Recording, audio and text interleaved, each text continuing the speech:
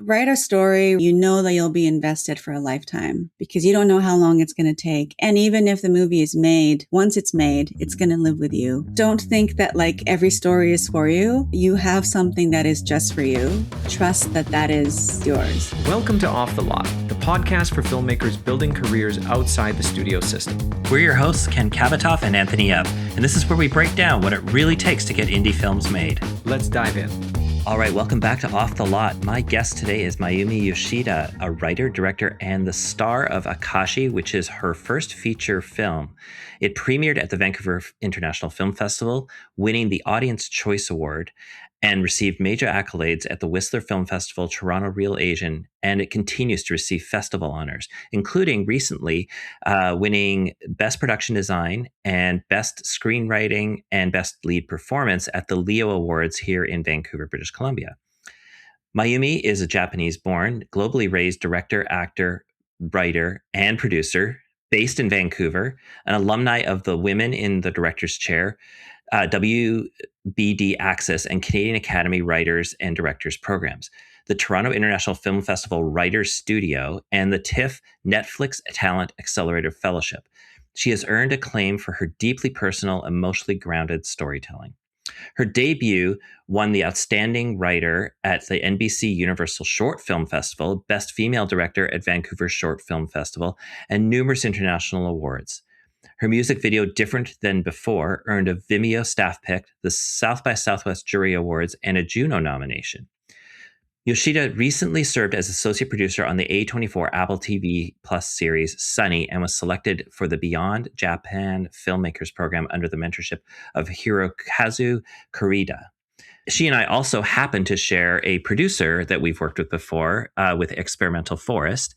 And so I've been really excited to have this conversation for quite a while. So Mayumi, welcome to Off the Lot. Thank you. Thanks, Anthony. Well, let's dive into it. Tell us, what is Akashi and what's the story about? Oh, I hate that question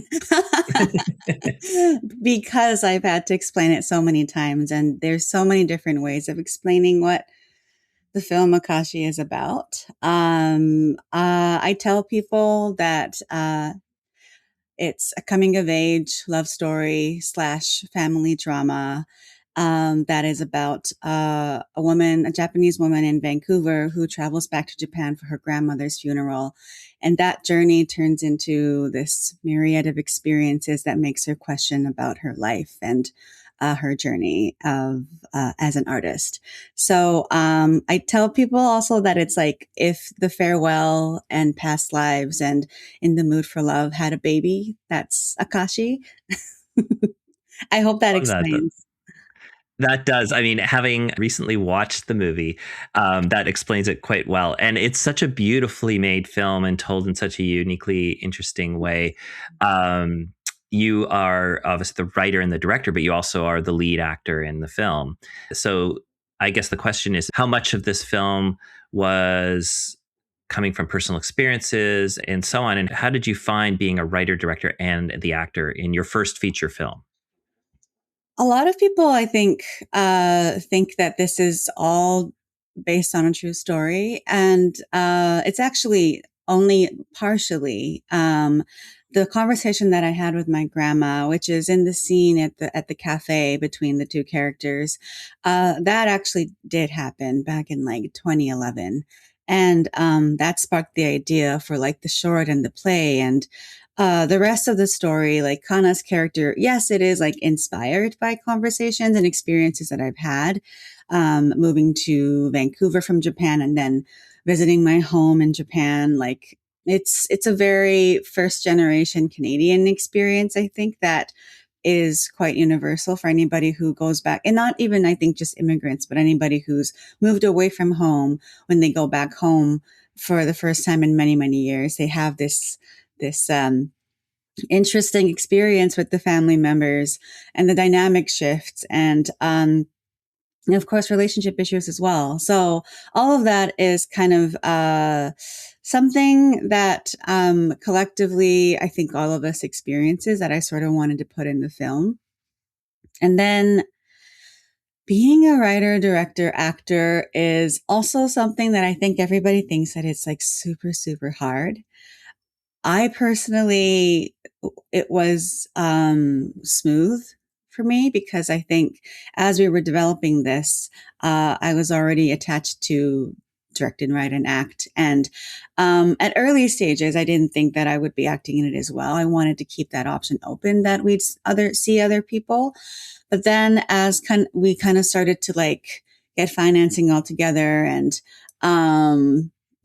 when we look at the budget and all these things, there's a lot of things that makes you, consider like cast choices. And, budget was definitely one of the considerations too, that like, if I play and I'm Canadian, like, what does that mean for like financing? And, all of those things also played in the decision making. But really, ultimately, it really was about how the character is very close to me, and a lot of people believed that I could do it as well, which is amazing. I was very lucky that I had producers and collaborators who all believed that I could manage it, and with their support, I was able to do it quite smoothly. So it just really takes a really, really good team, and when you put that perfect team together, then you can have an experience like me where it was quite yeah. I was like, I think I was preparing so much to not break down, and then I did not at all because I was so scared that it might happen, but it didn't. It's a very intimate, personal piece, and so you feel like every moment in the movie has some kind of personal touch to it, personal connection to it, and a lot of that comes across really, really well. Thank you. You This obviously started as a fringe play, right, in 2016, I think it was, Yeah, and yeah. then it turned into a Story Hive short in after that. So, was the intention always to turn it into a feature film, or did that just sort of come through organically? I guess it is organically. I wasn't planning that ahead for sure. I originally wasn't even going to write a play. And then, we got the spot at the Fringe Festival and this other play that I'm actually now putting up this fall. Finally, that one I couldn't get the rights in time, like 10 years ago. So then I had to make something original. And then I wrote the play, which was the origin, which is called Neon. And then just as we were about to go into like, I think literally going into like rehearsal at the where was at the college, I think around that time the Story High female directors edition came out. So then people started tagging just all these women who could potentially be submitting to this program, and Karen Lamb, who has been on this podcast as well and is a really good friend and a mentor of mine, she knew that I was directing a play. So she tagged me on Facebook and said, like, you're directing a play. You could direct a short. like, ah, but then, I did have a story that I didn't get to include in the play. So I thought, well, maybe I could write a short, like putting that scene in. And then, but then I didn't, it was Japanese, and I knew that I needed a Japanese writer and a Japanese director, and it had to be a woman because it's the female director's edition. It was kind of like, well, I guess I'm the only person who can do it.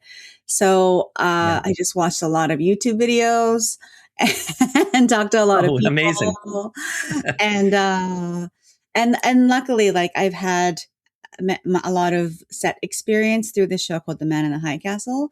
So I wasn't completely new to the filmmaking side, but still, I'd never gone to film school. I never directed a short, and so it's definitely a leap. But then again, I had a really great team: Phil Planta, Adam Van Steinberg, and amazing cast. And then that short kind of took off. It won the grand prize for Story Hive and then these awards, which is a crazy story, but the NBC Universal Award led me to getting an agent and a manager in LA. And that was the time that they were like, well, this should be a feature, because if you already have a play, then let's adapt this into a feature. And that was, I think, the first time we were like, okay, maybe, yeah, okay, let's start writing. So, Yeah, it felt like an accident for a long time. And then Right. once I started directing and writing a lot more shorts, then I started to feel a little bit more confident calling myself a director and also developing the project. But it takes a while. It took like 9 years. So Yeah, and that's something worth talking about because, this is a debut feature, but you have a lot of development work behind it. Obviously, for 10 years, you're working on not just you've got the shorts and the plays, but you're also working on your own craft and getting comfortable being a director. And it's something that I noticed about watching the movie is just how disciplined it feels in terms of how it's put together, because it's a very well-paced film, but not but it's an intimate story. It's a lot about internal familial relationships and so on, mm, but you can really feel how the conflict is coming in. And I noted, and also of course there's a style to it. And for people who get a chance to watch the film, most of it is in black and white. In mm. fact, basically, I don't know how, if you want to describe that, sort of like what was your intention when you were coming up with the cinematic look for the film. I think because it had the time and development for a while, it had different versions. And at the very beginning, it wasn't black and white. I wasn't even thinking black and white for the flashbacks, even. But then I started to see many more um, coming of age movies and stories that was revolving around like Asian narratives and characters, and which was it was great that I was kind of like seeing the rise of Asian storytelling in North America, and then you start to wonder like, okay, where do I exist in this world? And I didn't want to make like a carbon copy of the farewell, even though it totally isn't, but it could look that way on a log line or as in a pitching stage. Like it was great to have these many comps come out, but then at the same time, you also kind of have to like prove that yes, but this is still original and very different. And why is it different? And I also realized that I wanted to sort of find my own voice in not just the writing, but in the look of it. So, watching a lot of classical films kind of was like an inspiration for Akashi. And like, a lot of folks reference Ozu when they watch my film, which I'm so flattered because absolutely Ozu was an inspiration. But also like films like Casablanca, like a timeless love story, something that I really gravitated towards. And when we were watching Casablanca, we were like, why does it feel so timeless? And even though it's black and white, it feels like it's obviously it's a period piece, but it just resonates so beautifully. Mhm. And so, when I was working on the script and thinking about like, okay, the look and everything, I also kind of wondered why we can't take Kana's modern day struggle or like any rom com or these kind of modern day struggles so seriously. We might categorize it as a bit more light or like fluffy, I guess, which I thought was very unfortunate. And Mhm. it's also kind of the theme of like how we think, oh, the past is better, but the present is like a bit boring. And uh, why can't we see the present time as something that feels a bit more of a timeless struggle? So I wanted to bring that essence to the her Kana's storyline. So when I was thinking about like, okay, but if Kana's storyline was almost like you can't pinpoint a time period, if they watch it 10 years later, 20 years later, maybe they can resonate. And if it's in black and white, it might feel like it's a classic story. So I kind of wanted to put that energy into Kana's world. And then in contrast, it was really fun to think about how, well, what if then the grandpa's timeline is all color because we're also experiencing all his memories through his lens, his point of view. So then his memories of the past is just so vivid and it's very Wong Kar-wai, very in the mood for love. It's like a lot of yearning. And so by Mhm. making it so vivacious in color, we wanted to give like a really nice contrast to the present time. And we can see the beauty in both. But, and also with the color, we can kind of see the journey of how his tinted colors kind of start to mute a little bit more when he gets a lot older. So, we didn't want to not have fun with color and just all make it black and white. And that's also my part of kind of curiosity that I'm always trying to maintain in anything I do. And I think that's probably coming from like the theater background that like, okay, well, what can we experiment? What can we try? So that I'm kind of wondering if it'll work or not. And luckily, it seems like it worked and a lot of people really resonated with it.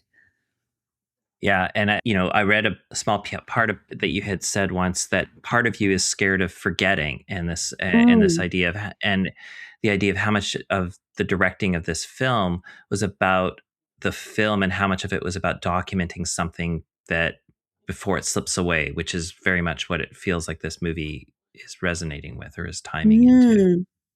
Yeah, I used to do this thing when I was a kid. I moved around a lot when I was a kid. So I lived in Washington, D.C. from 2 to 5, and Belgium from 8 to 11, and the rest was in Japan. And then I moved here to pursue acting. But as a kid, when I was leaving DC, when I was like 5, I remember like just scanning the house and just making sure I'm telling myself, like, I'm not going to forget this. I'm not going to forget this. Like, I would just be obsessed. And maybe I was a little bit competitive because my mom would say, I'm the youngest of 3. And so my brother and my sister would often forget. So my mom would always say that, like, oh, you're not going to remember any of this 10 years down the line. And I'm like, I am not going to forget. So I think that just stuck with me. And that's also part of the movie. Yeah, very much so. And I don't want to give anything away for people who haven't seen it. I really feel like you have to watch the film to go through these layers of experiences that Kana goes through, but also just to get a feeling for how what the story is really about. So let's Thank maybe move into the business mechanics side of things for a you. moment. You first submitted this film, like a lot of really, you know, budding Canadian filmmakers, to Telefilm, Mm. and then but it didn't get chosen to get funding for. Um, so what actually happened there when you were applying? Because this feels like a really good telefilm style film. Like it feels like a film that Telefilm would really like. So what was that like dealing with Telefilm?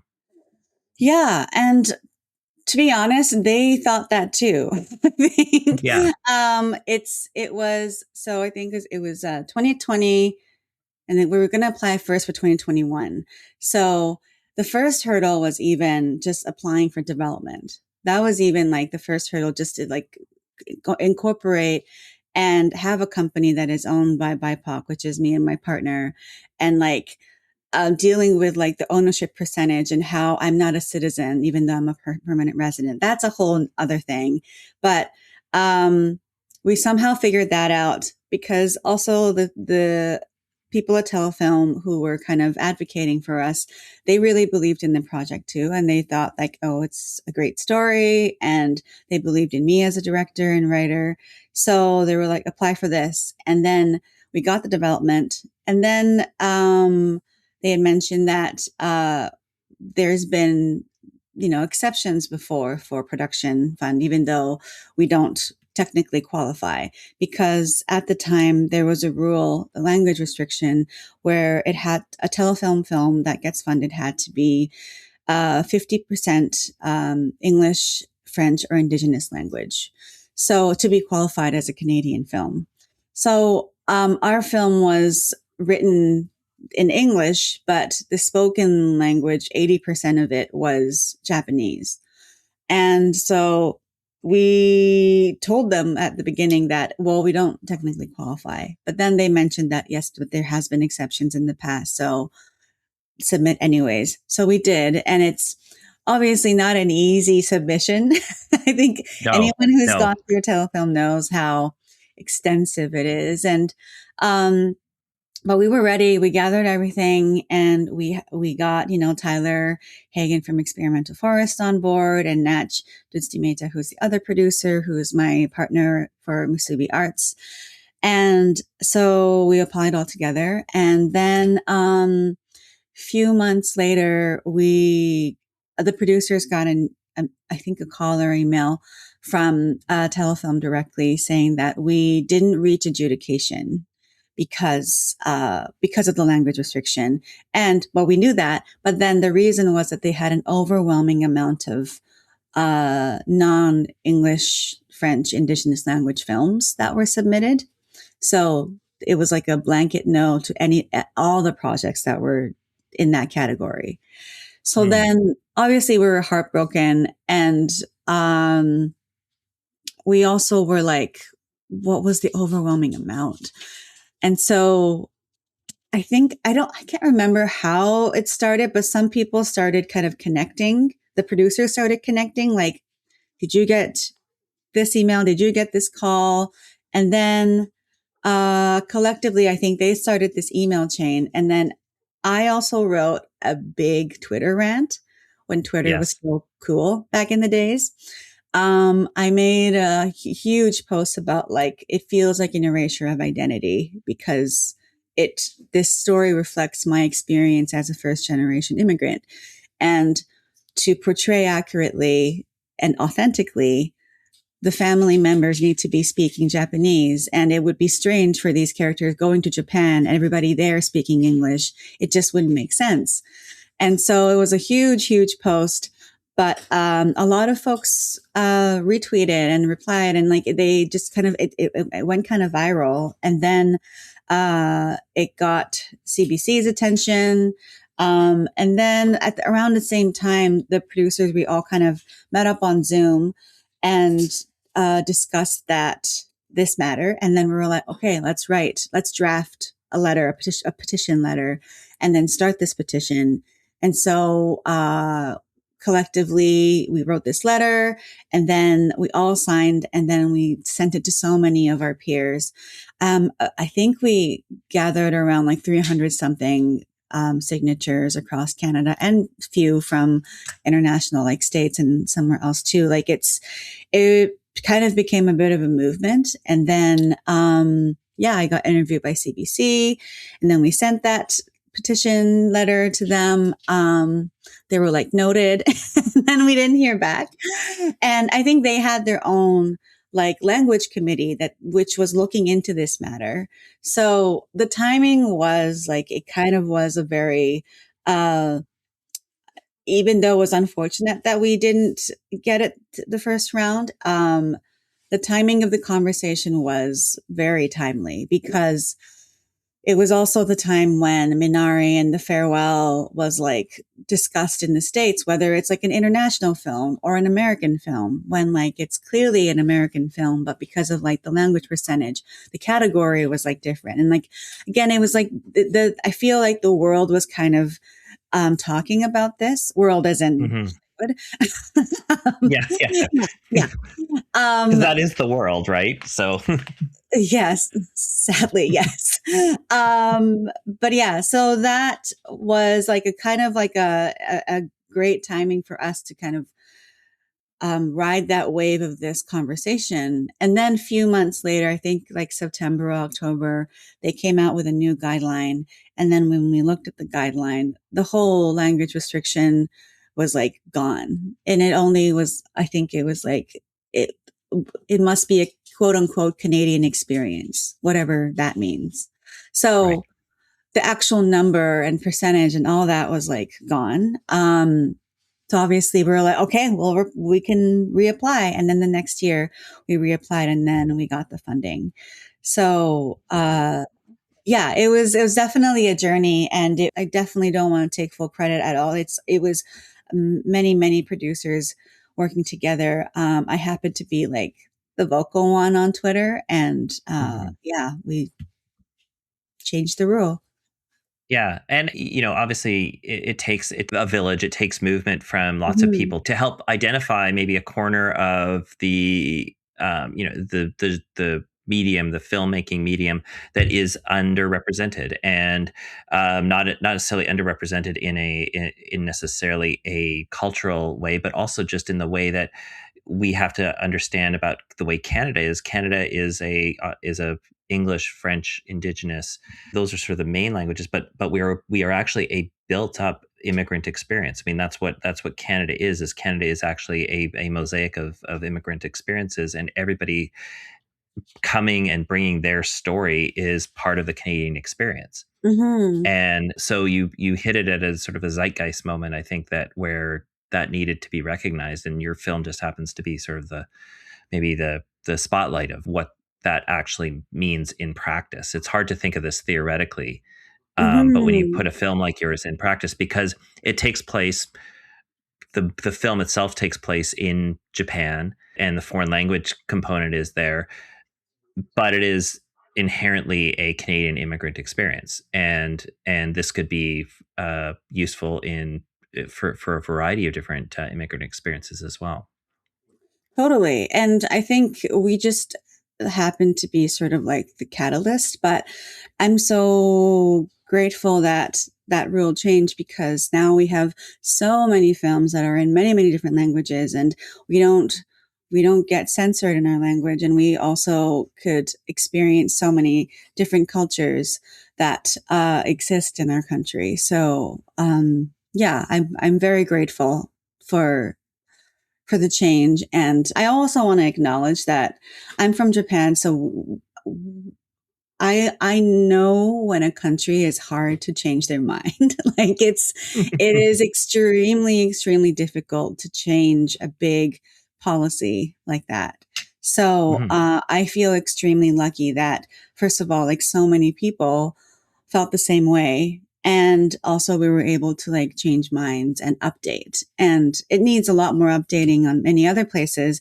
But to even have that change is like, it takes a long time for many other countries. So yeah, I'm very grateful for that, for sure. Yeah, it offers the Canadian experience as something that isn't monolithic, which I think is a really cool way to feel about your own country too, where you can now say, look, this can be a Canadian film, and this can also be a Canadian film, and the two are may feel completely on the opposite side of the spectrum in terms of the content and the cultural experiences and all these other things, but they're both still Canadian films. And I think that the door being open is going to make for some richer films down the line, Hmm. which is really cool. Totally. And it's reflected too, like you said, in the recent funding of films. There's such a variety of different films that are there, and Telefilm isn't perfect, but it's nice to see that there's that sort of movement towards, okay, let's refine, let's continue to improve, and make sure that the Hmm. funding mechanism that is supposed to fund Canadian stories is doing what it's set out to do. Hmm. Yeah. Very interesting. Well, talking about kind of the making of Akashi, you split this, as I said before, like it takes place primarily in Japan, but it was filmed in Tokyo and Vancouver. Hmm. Filmed in the notes I have are just in just about over a month of filming, and so tell me about that experience. Like what We did not have a elements month. you didn't have a month? I wish we had a How many month. days? Uh, technically, we did, we shot 19 in total, because we had Okay, 7 days in Vancouver, 12 days in Japan. However, what we ended up putting in the film, it's, I think, maybe 15 days worth of shooting. It was a very, very, very tight schedule.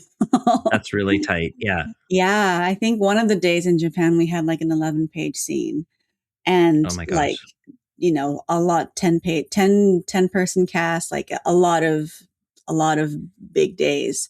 But yeah, I owe it to all the crew for being so amazing at their work and so committed. And the cast, oh my gosh, they were just, everybody was so prepared. I mean, we worked to make sure that we could get through it, because we rehearsed it like it was a play. Like a lot of the Mhm. ensemble scenes, we rehearsed it. Like we booked a room to, and then we had gotten the location at that point. So we made sure that we had sort of like a similar furniture setting, so that it felt like they were able to find their way in the scene easily. And so blocking was already figured out before we got to set. And that's really a blessing. Like, I'm so glad that the producers were able to give us that time. And I requested it as a director, because I was acting and directing. It's like, I want to be able to direct beforehand. And then on the day, I'll be more focused on like acting, but also being able to direct the crew, and the actors won't feel left alone. They know what they're doing at that point. Hmm. So, that was like a really important process for us. And, and yeah, it worked. It really, really worked. We just loved getting to know each other in rehearsal as well. And then so on the day, it really felt like a family. So, like as an example scene, for example, that you're in, how did the process work then for you as the director for a scene? I'm just trying to think of like what would be a good representative scene of one of those scenes where that you're in that you really had to Mm. kind of like take off different hats and I'm actor now, I'm director now. Yeah, I mean, all the house scenes, like with the big family, we rehearsed pretty much every scene, unless it was a two-hander. And even if it was a two-hander, I think, like with Hiro and Kana, we rehearsed a lot together. We even went to the actor Dio, him and I, we went to the arcade before we started shooting. And like, we would go there just to like, for character work, go walk down the street back and forth to run lines, but also kind of talk about backstory together and think about like, oh, maybe this is where they hung out. Maybe this is the park that they did this, or like, oh, maybe. And then we actually went to a bar in that neighborhood together in character, and then kind of like sat at the bar. And then these other people at the bar was like talking to us, and they were like, this lovely old gentleman who was very drunk. He was like, why do you have to go back to Vancouver? He's so handsome. What are you doing? And I'm like, it was so sweet. Because They were that's what we do. Yeah. Yeah, yeah, they were so invested in our relationship. It was so funny. It was a really nice sort of stamp of approval from people. They're like, Yeah. okay, good. I'm glad that we're convincing that, Yeah. yeah, we could be a couple, and that we're going through this. And we were like picking songs to sing for each other. And then all the other gentlemen were like, see, you're perfect. Why? Like, it's just so funny. But for That's like so the big funny. families, yeah, I know, it was so silly. And then for the big family scenes, yeah, we just like, we gathered, we did a first table read, and then did also table work, and got to know each other, did a lot of theater games to get to know each other and like remember names, and kind of, because of course with the age difference, you sort of feel, especially in Japan, there's like a level of politeness that you need to maintain. Um, Hmm. but when you're family, you kind of have to forget about that. So it was nice to kind of break down that wall and barrier, so that in the scene we can really all feel like we can just forget about that and just talk to each other as if we're siblings, and or parents and kids. And yeah, it just felt like we just created that bond. So okay, sorry, I kind of digress, but like basically what would happen is I would go on the makeup chair with the cast and then get hair makeup done. But before that, I would talk to the crew and tell them what the scene is about. And the DP knows exactly what to do, because we very much thoroughly looked through everything. And then the producer as well. So they're kind of being my set of eyes on set. And then Hmm. as I'm on my makeup chair, I would kind of have like a warm up conversation with the actors, check in with them. And then as soon as they're ready, I would gonna walk to the set and like check everything. And then, yeah, and then I'd have the monitor kind of in a different room. And then everybody's watching there, but we're kind of all in the room as if it's like a theater play. So we're just acting. And then once we Yeah. call cut, Natch would bring this iPad, which has been recording everything that's been like rolling on camera. So then we can scroll through very easily to check blocking. And like, I'm not really looking too much for acting in this moment, in this playback moment. I'm just looking at like, okay, what blocking didn't work? What beat worked, and just double checking that. And then if we feel like there's an adjustment, we quickly do, I tell the actors and the crew, and then maybe we get another take or two. Like we didn't have time. So we would usually only have like 2 or 3 takes.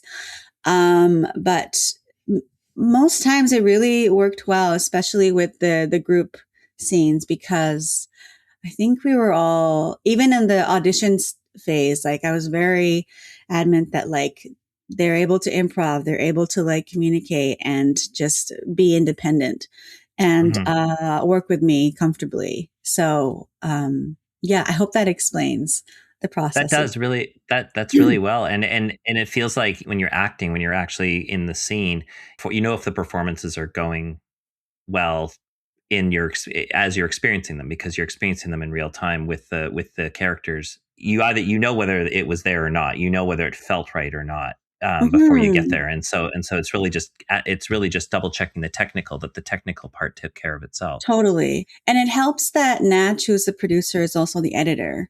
So we have the editor watching the monitor. And so he's also kind of looking at like these key points.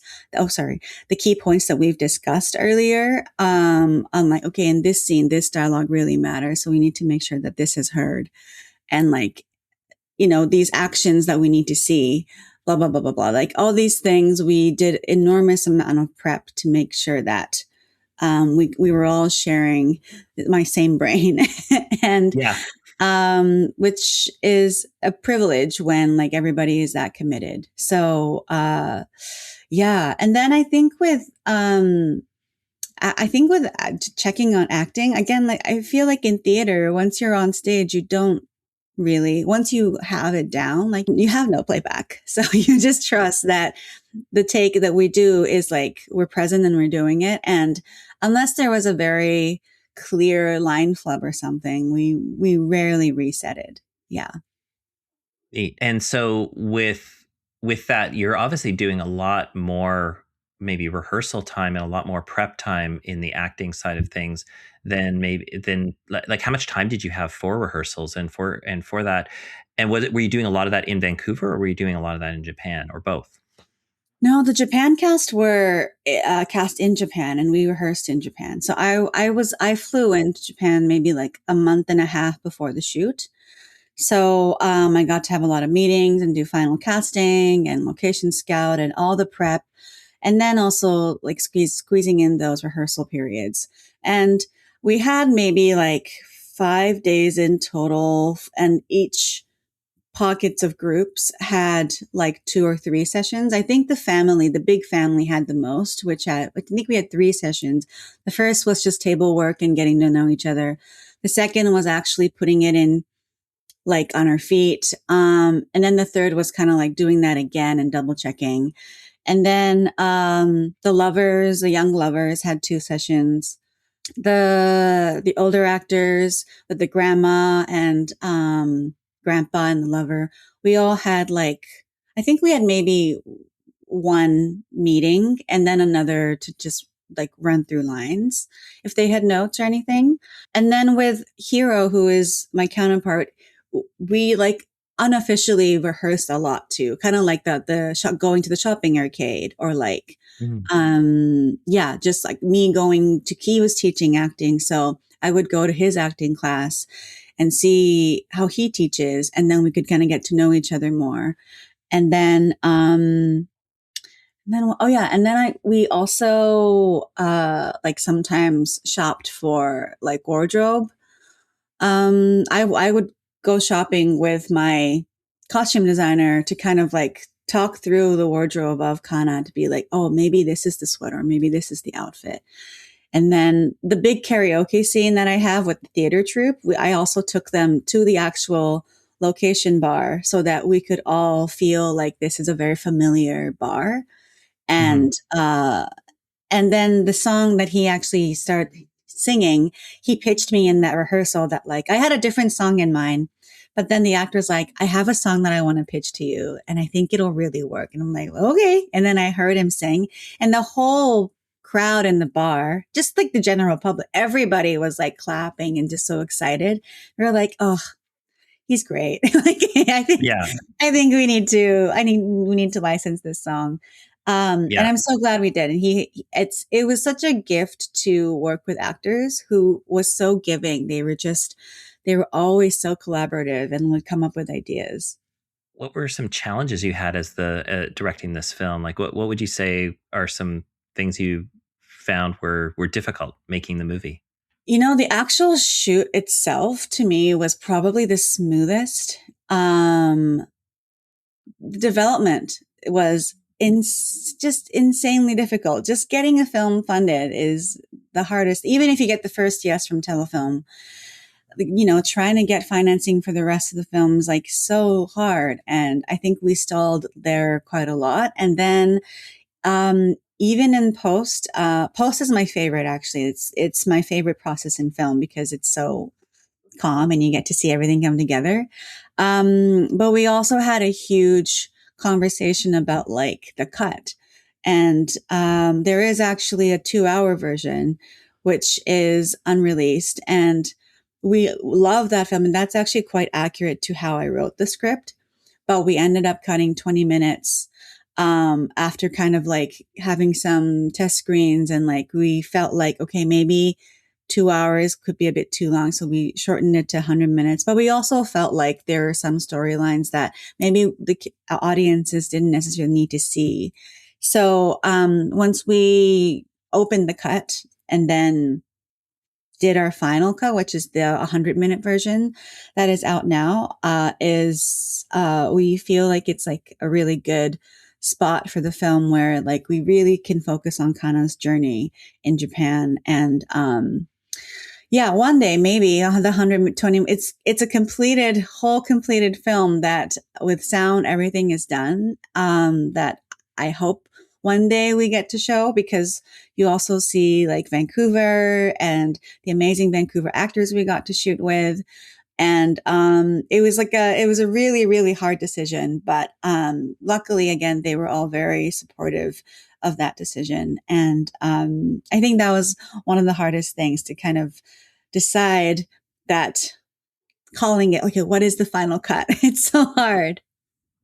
Well, and it's hard because as the writer and the director and the actor, your every scene is so precious. Having had it already been put on the page and you filmed it, and there's probably some wonderful moments in there that are fantastic and probably could stand on their own.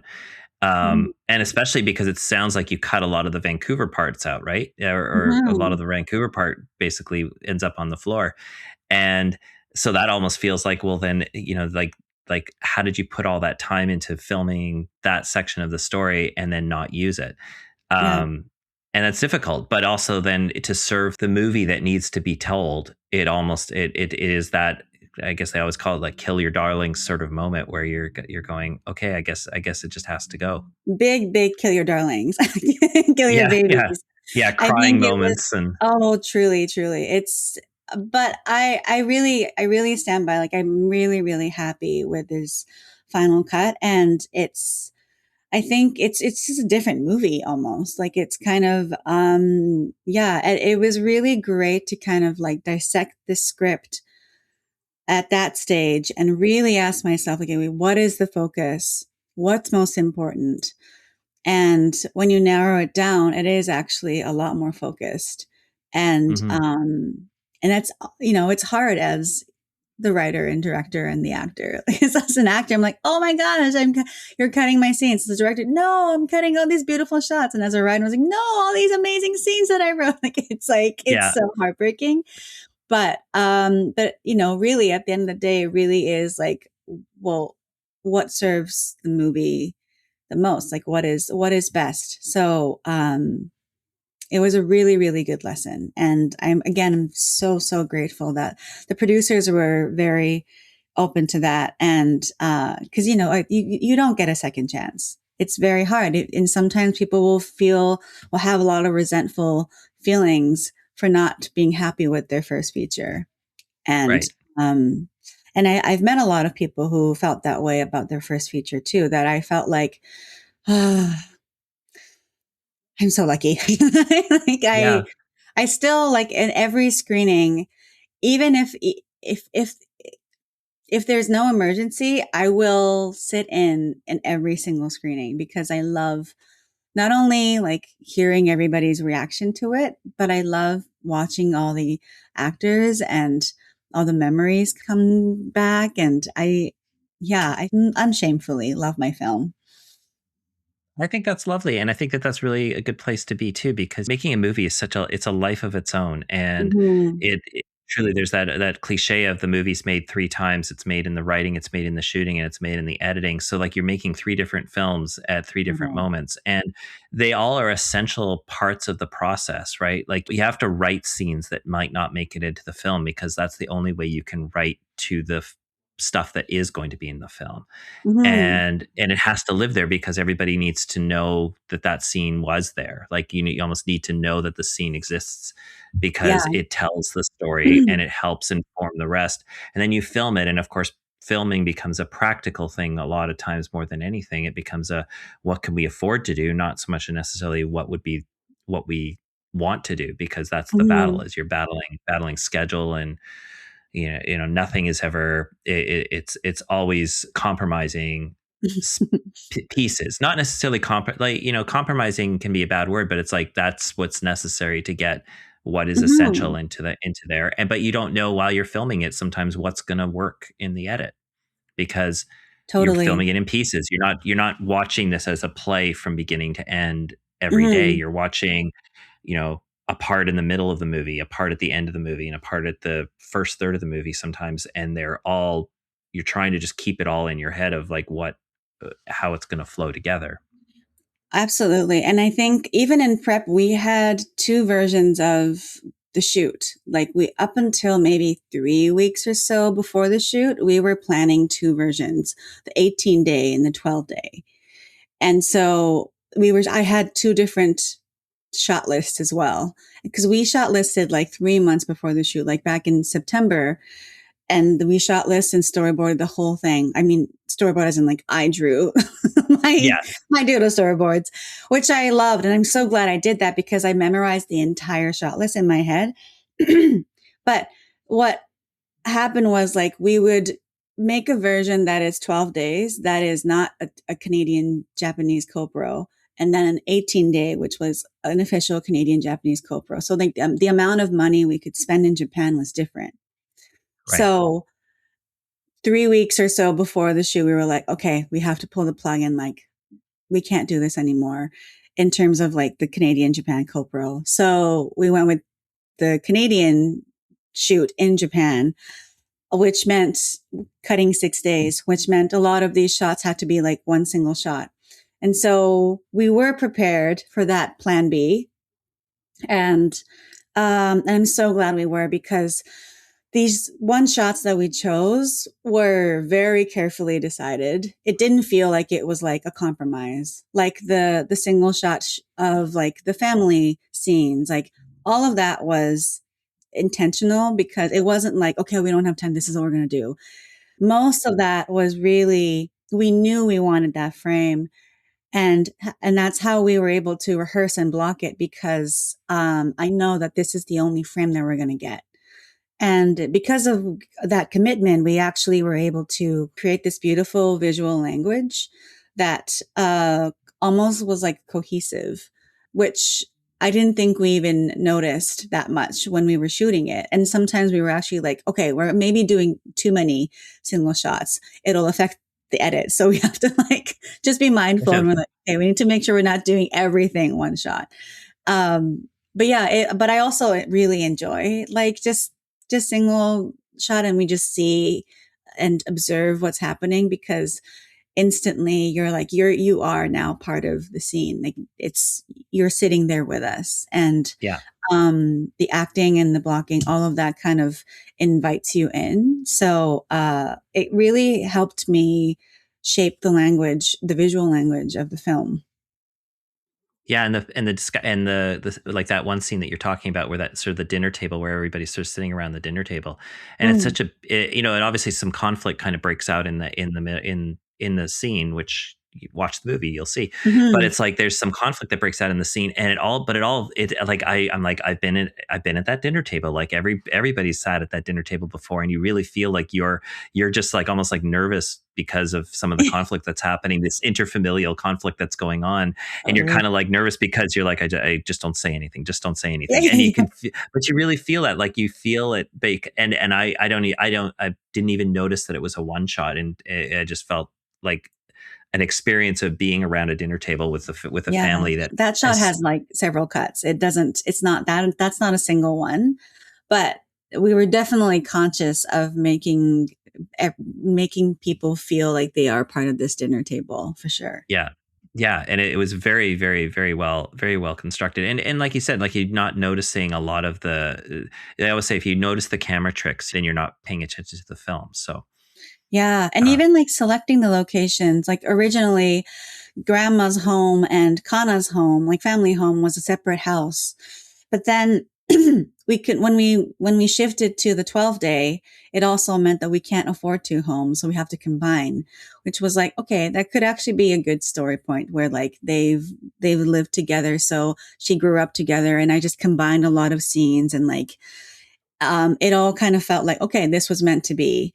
And mhm, then in selecting the home, we were very careful because, especially with the black and white scenes, well, the majority of that home, actually almost all of it is in black and white for that home in Kana's place. We were very aware of like the shapes and the lines that we see in the home because it's going to be mhm, shot in black and white. So I loved the frame within a frame kind of cinematography. And with Kana, like she's often feeling trapped or closed. So we keep her in these like square frames within the frame. And there was a lot of that in that house. Like even in the kitchen, there's like this weird square counter, or like in the hallway from, if you look from the grandpa's workshop to the hallway, there's another like square, and she's always kind of like trapped in there. And yeah, all those things were just so fun to find in these locations. And like I'm lucky that Jero, who actually also won a Leo Award for Best Cinematography, he nailed it. Really worked together.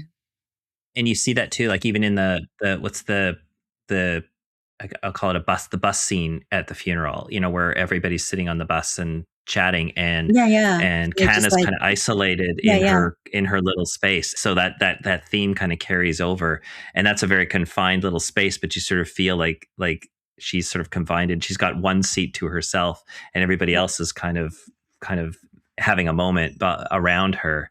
And that totally. plays that carries over, I guess, from the house to that moment there. Yeah, and I'm again, I want to praise the actors for this, but they really created this. It's in the script too to make sure that the energy of the family is really bustling, and because it's kind of an extension of their everyday life, even though it's a death in the family. It's not. It's something that maybe they were anticipating, and with Kana, it's like it happened out of nowhere for her, so she's Mhm. kind of pulled into grief mode versus they're kind of still living their life. And so you see it very much in the van where everybody's kind of like, like they're talking Yeah. and they're very rowdy and they're weirdly kind of joyous more so when it Yep. should be like a grieving moment. And Kana's kind of the only one who's like quote unquote properly grieving. Um, but that's also because she's kind of removed from compared to everybody else. And weirdly, like grief shows up in different ways. And, when they obviously were crying when they were, putting flowers in the casket, but it doesn't mean that they can laugh and remember these, memories from the past in the van. And Kana's still a bit very, very like melancholic. So that separation was like it showed up so beautifully because of the actors, and I'm just Mhm. so grateful. Well, and in those situations, they live in this environment. This is their everyday experience. They're not, there's nothing they're experiencing in the city that isn't part of their everyday lived experience anyway. So they bicker with each other probably all the time, and they All the joke with time. each other all the time. And Mm. this is just a continuation. Yes, they stop for a moment to be somber, and so on. But that doesn't mean that their ordinary experiences are still going on in those pieces, and kind of sort of like has been separated from that for so long that Yeah. that that she's no longer connected to it. And it's Hmm. sort of and again, this is I don't it's that whole thing of like that kind of feeds the way the film works with regards to her and her relationship with with her family and with Hiro and all those Hmm. things. So yeah, neat. That's Well, so cool that you noticed that too. yeah, well, I that one really stood out because I thought to myself, oh yeah, because I totally felt like that because you go through when you have a big family too, and you have elders who pass away. It's that natural thing of like people just sitting around a table and they go from somber to joking with each other Hmm. to you're hogging all the bread, like the those kind of moments where people are just are they living a human experience. They're not just it's not you're not just in mourning mode. You are yourself in that Totally. place at the same time. So Yeah. yeah, Yeah. very cool. The so where is the film going now? Like it kind of had its big festival run already. Yes. Is it Go ahead. Yeah, we're actually so far all of our festivals have been Canadian festivals. So Right. we're finally going international, and this is it's coming up in 2.5 weeks. August 1st is our international premiere at the Asian American International Film Festival in New York. So we're screening there.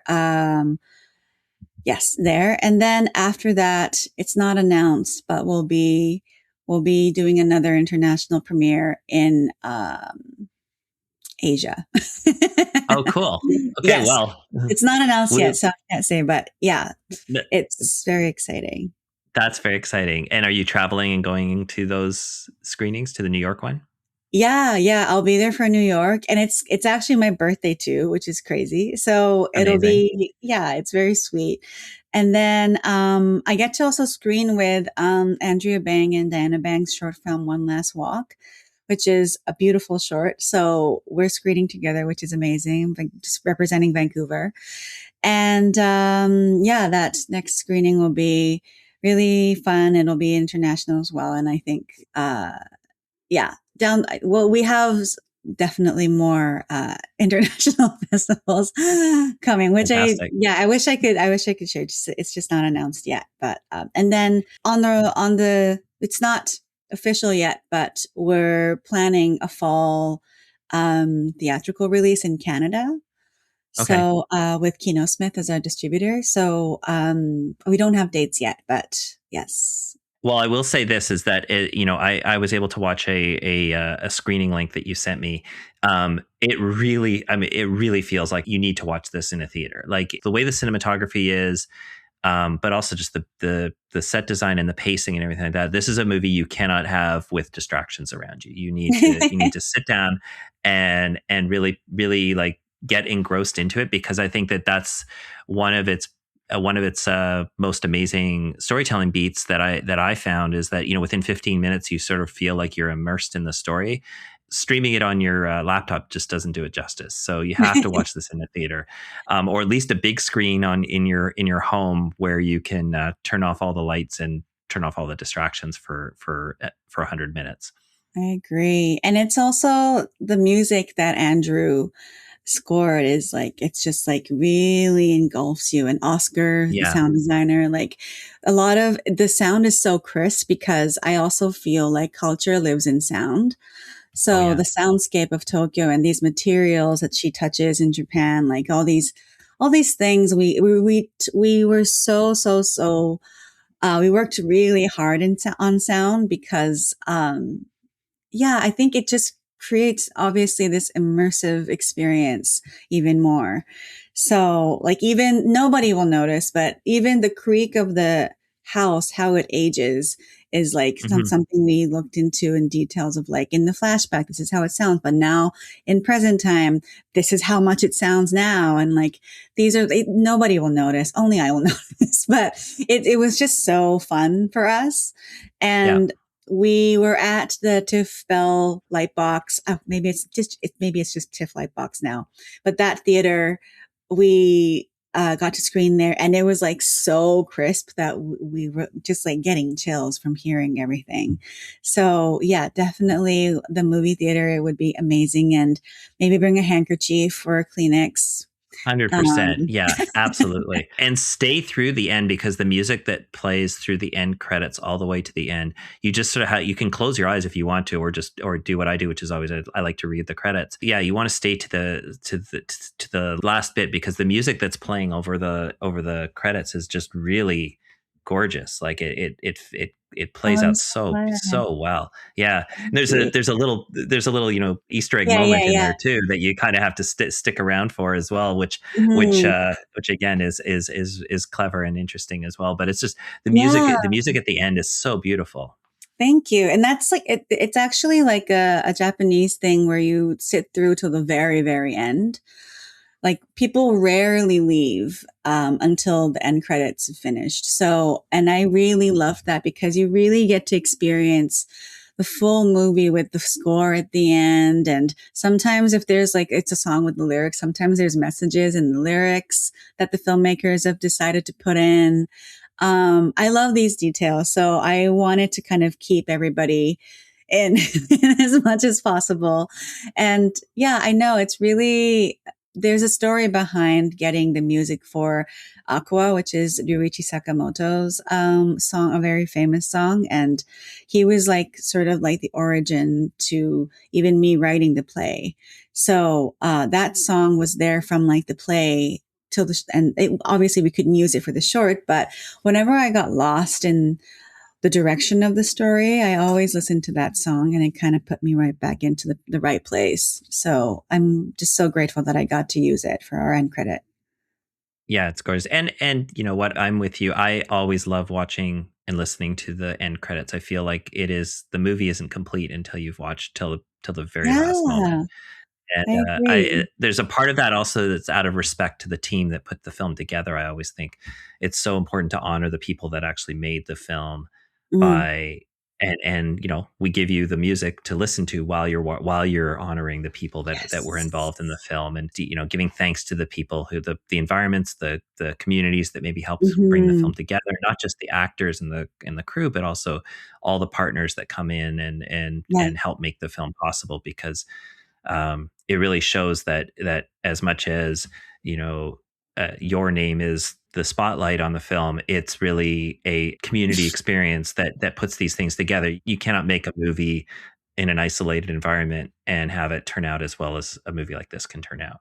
And it gives the audience also like a time to digest, Yeah, just sort very of much. sit into their emotions or before they go back into reality, into the scary world of Yeah, notifications, you can just like sit in that sweep of emotions that you just experience and just kind of, yeah, be, which is a it's really like nice moment. it's like in theater, sitting through the ovations and clapping out everybody and things like that. That's really the same idea. It's just that moment of like, okay, let's, we're going to reintegrate you into your life now, but you're going to do this in a way that makes more sense. You're not just going to be jolted right back in Yeah, and we're have not going to to be like, go. get out, get out, get out. Yeah, Yeah. I always am like, when, especially at screenings, when I notice at festivals and things like that, when they have like Q&As afterwards, and they immediately, like, the moment the credits start and the house lights go on right I away, and you have to know. like sit there. I'm like, no, leave I everything know. down. Like, we'll all sit to the end and watch the rest of it, and then you can bring the house lights up, and then we'll do the Q&A.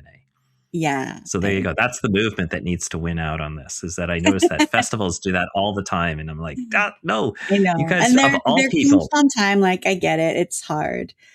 yeah. But yeah, it's the whole experience. You just want to like, That's why they always said that the corporate logo at the beginning, even though it's the corporate logo at the beginning with the music, the design of it is to say, everybody shut up, take your seats, the movie's about to start. So yeah, sit yeah, down, yeah, yeah, and yeah. this is the movie has just started. Turn your phones off, don't do anything, even though it's the universal logo or whatever it is that's coming across the screen. It's And you great. know It sets it's the you tone. set the It tone. makes us Sit seated. sit down, get going, and that's it. Well, I mean, obviously, Akashi has been called sort of this pioneering effort for Japanese language Canadian film. What would you say to someone who is maybe coming up behind you right now about them trying to get their project off the ground? I think story wise, I would recommend anybody who's starting off their first feature, or I guess even if it's not their first feature, um, don't think don't think short term, think long term. Think write a story, write something that you know that you'll be invested for a lifetime because you don't know how long it's going to take. And even if the movie is made, once it's made, it's going to live with you. So I think don't think that like every story is for you. You have something that is just for you, and Mm-hmm. trust that that is yours. I think there are many. I think I remember when I made the short Akashi, and a lot of people reached out to me with their death stories. Like dad died, brother died, some like, it was all related to like death, and and I totally like get it because it was about my grandma dying in the film, and I think everybody resonated. So I was like, oh my god, I have a death story, I need to bring it to Mayumi. And they would bring it to me, or it's like a person of color story, I need to bring it to Mayumi. And I was like, I don't think I'm the storyteller for this. Like I was very clear to everybody. If I didn't think this is for me, I would always say no. And I think some of my friends were like, why don't you just do it? It's another like great short film, like an opportunity for you. I'm like, but not everything is for me, and not everything is for it. I think it has to always feel like, okay, this is undeniably, I need to do this, or like, I am the best person. And, this story would benefit from me telling this story. Like, it needs to be such a strong bond for me to be the storyteller of it because it's a long, long relationship. So I feel like some people might be jumping into it just for the sake of wanting to make a feature, or like having that credit, or feeling like they need to be doing this because it's their next step in their journey. I don't know. But I think it needs to be rooted deeply, or else I think somewhere along the line something's going to happen, and it's not going to go well. Either Yeah. you will not be able to commit to it, or it just might not fall in together. I don't know. Like I think that's really important. I really value purposeful, like very uh yeah, I don't know. I'm kind of blabbering, but No, does that I make think sense?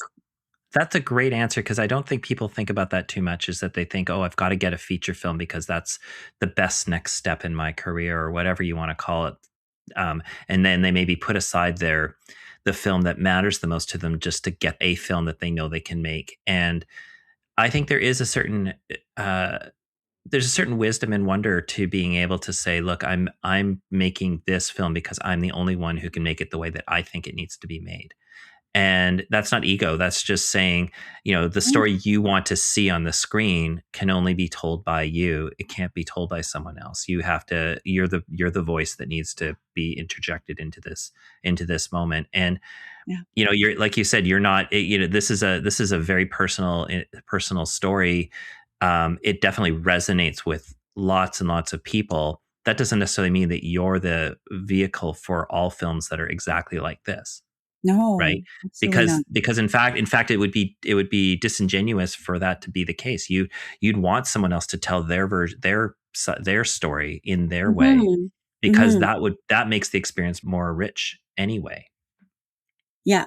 I I feel like it's more egotistical to just do anything that is offered to you. I Yeah. think you always have to ask yourself like, okay, am I really the best person to tell this story? And that goes with like acting too, when I think about roles as well, and some things that I'm auditioning, and like, am I really the best person? Is this really the best timing? Like, it's maybe I think too much.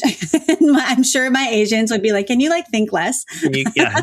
Like Just not take be it. so I know, but I'm very like, oh, okay, but am I really the perfect person? And like, I love asking these questions because it's definitely going to bite me in my butt later on if I just half-ass enter into this space. And it's a way bigger thing to just half-ass it. You can't, especially if you're a director, no, you got to be whole in. And I've worked with people who I felt like wasn't fully in. And it's Yeah. just not a great experience. Like, what are we Yeah. doing this for, So that's maybe my advice.